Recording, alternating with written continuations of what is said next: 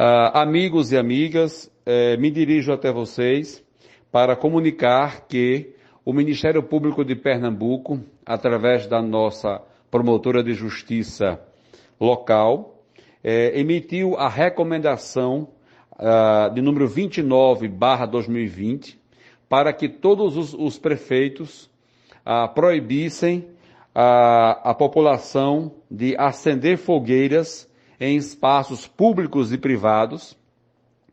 Fica proibido também comercializar, soltar, queimar fogos de artifícios em espaços públicos e privados. E o órgão da prefeitura responsável por conceder alvará de funcionamento para os estabelecimentos que comercializam fogos de artifício estão proibidos de emitir o alvará de funcionamento. A Guarda Municipal e com o apoio da Polícia Militar, se for necessário, serão responsáveis pela fiscalização.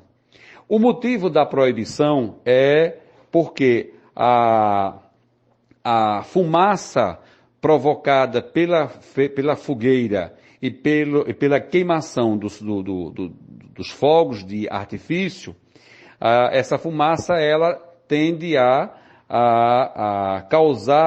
elevar os riscos de problemas respiratórios nas pessoas. E por um acaso alguém estiver com a Covid, a tendência também é de maiores complicações. E isso fazendo com que os hospitais, o nosso e qualquer hospital de campanha, possam ter uma elevada quantidade de pessoas pedindo socorro. Não é verdade? Então, levando em consideração toda essa situação que estamos vivendo, lembrando e sabendo que o São João é uma questão tradicional, acender fogueira, soltar fogos, mas o direito à saúde e à vida está acima das tradições e dos nossos costumes, né?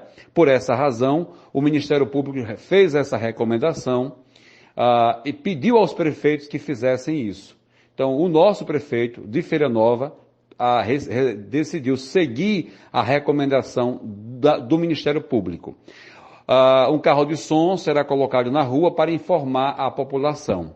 Ao ouvir esse meu áudio, eu peço que vocês possam espalhar esse meu áudio, comuniquem para que essa notícia corra aos 4 cantos do município, que por recomendação da promotora de justiça do Ministério Público de Pernambuco, está proibido qualquer cidadão, seja na rua, seja na sua casa, seja em qualquer espaço público ou privado, fazer a sua fogueirinha ou soltar fogos de artifício, tá certo?